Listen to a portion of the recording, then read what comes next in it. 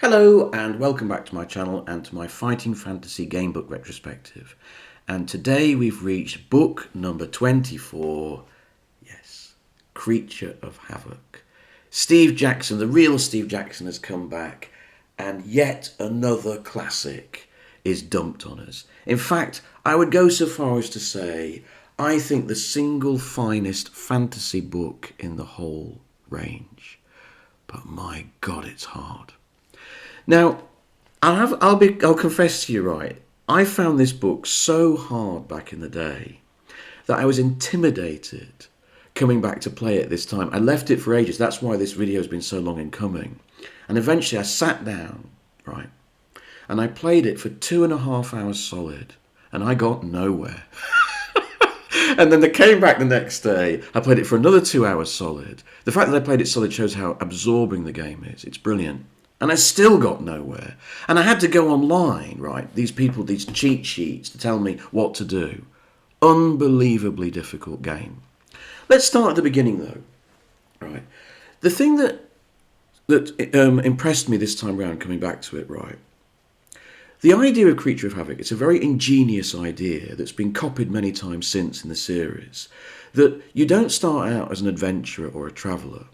You start out as a beast.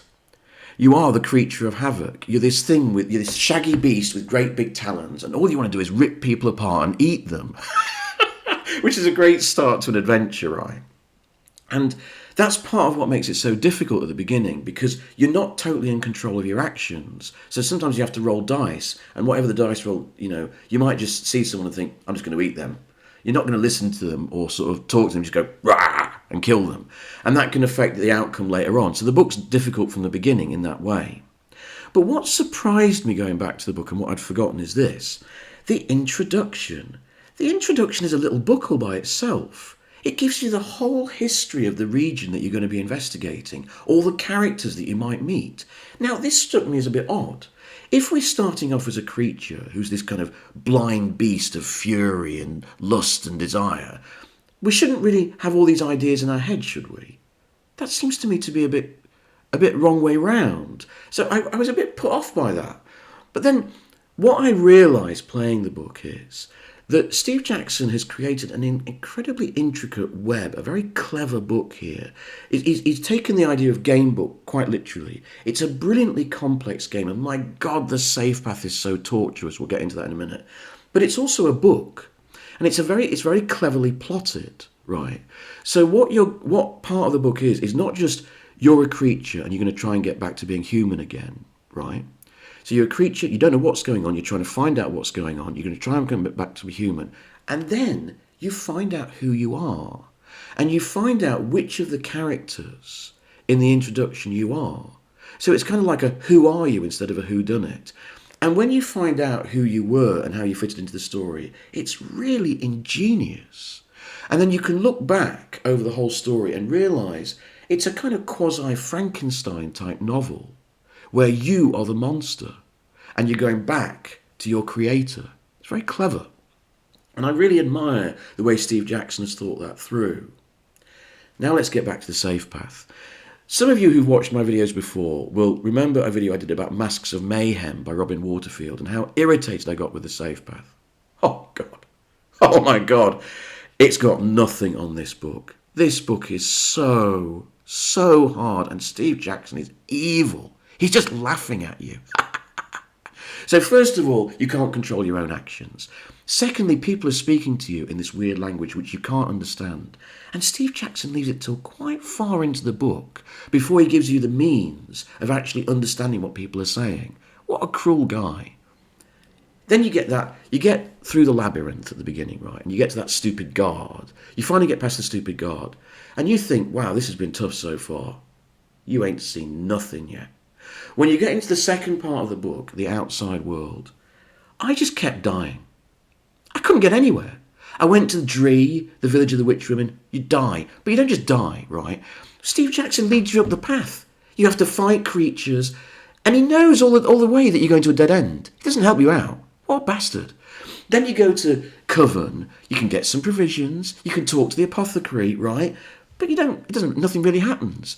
Then you go off into the swamp with the toad men and you just get deaded. But you don't just get deaded. No, you have to go through all sorts of loops. And Steve Jackson's just going, ha ha ha ha ha ha, you're going to die. And then you die. And then the only other path you can find is through the woods. This elf is being, tortured by some guards, and you go off and try and help him. You're dead. No matter what you do, you're dead. It's so cruel, right? And so I had to look up online, how the hell do you get through this book? And it was only thanks to some guy online that I found out that to get through this book is the cruelest, nastiest trick that any fighting fantasy game book author has ever played. And that is this, right? You get to this village called Coven, right? And it gives you 3 choices. Do you want to go and get some provisions from the shop? Do you want to go and visit the apothecary? Or do you just want to walk out of the village? Now, which would you do? That's right. You just walk out of the village. That's the choice that you're supposed to take. Who's going to take that in a million years? But that's what you've got to do. Because if you do that, then you meet Grrr.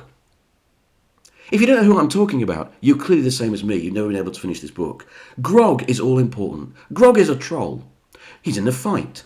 And you're supposed to help him, not the other guy. You're supposed to help Grrr the troll. And if you don't help Grrr the troll, you're never going to complete this game. You will never understand how to work out this game, because once you've got Grrr with you, whenever you turn to a paragraph which has got a 7 in it, you take some, you go back 30 paragraphs or whatever, and he helps you, and he's the only way you can get through the game. I mean, it's an incredibly cruel game. It took me ages to find out Grrr, and this bloody troll turned out to be the most important person in the whole book, right? And then, right, you're supposed to go into the forest and meet this elf, right? But he's got a different name. He's under an alias. You don't actually know it's him. But unless you actually do a deal with him, you're screwed. You're never going to get on the flying boat thing. Then you get on the flying boat thing, right? You've been told that when you think you're going to get into the realm where the evil magician is, take off 50 paragraphs or whatever. So you're walking around this ship, right? It's unbelievably difficult to work out. It happens to be when you're standing in front of a mirror. If you take your 50 paragraphs off then you go through the mirror, there's a mirror world, and the magician's there. And then you need some crystal club, which you had to get way back in the labyrinth. I mean, you have to, this is another thing, right? I'm sorry, I'm getting on a bit of a rant. I can't help myself. There's another scene where you're back in the labyrinth when you're a creature, right? And you hear this bloke going, like this. And then you go over to him and he talks to you. Then it says, do you want to go a bit closer to talk to him a bit more? Don't do that. You'll be dead. Whereas what you're supposed to do is say, no, I'm not going to talk to him anymore. I'm going to bugger off to another archway. And if you bugger off to the other archway, then you get covered in elven dust, which you absolutely need to win the game at the end. I mean, it's just brutal.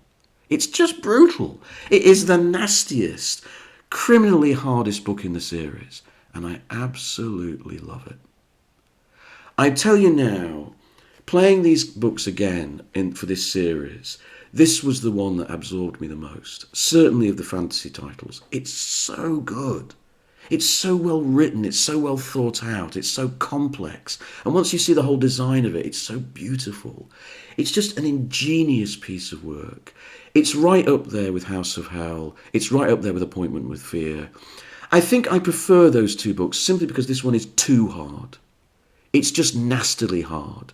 But what a brilliantly constructed adventure. It's just ingenious. If you've never played it, this is a prince among game books. The excellent cover, which has got lots of lovely detail in it, I like this little creature eating the sun here, is by Ian Miller. I actually, though, don't think it represents the story very well. I think, the genius of this book is that you're this beast, and I think that should be on the cover, which is why I prefer the Les Edwards cover of the reprint. I think that's a much better cover. I think it's a wonderful piece of artwork.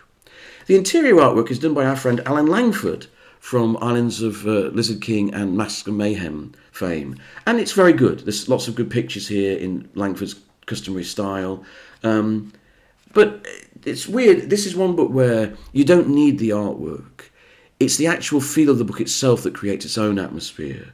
So I like Langford's pictures very much, but it's Jackson's horrible, evil labyrinth that really takes up your mindscape. I can't recommend this book highly enough. I think it's a masterpiece. Now, back in the day, that book, number 24, was the last book I really fell in love with from the whole series. So I could leave this series of videos here now. I'm just wondering how much interest is there in me going on with this. I've got every book up to book 40, then I've got some gaps. Is there enough interest? If there is, let me know in the comments below and I'll keep going. But I could leave it here. I think most people sort of stop around this part of the range, don't they? But I'd love to know if there are people who want me to keep going. Please let me know below. Thanks very much.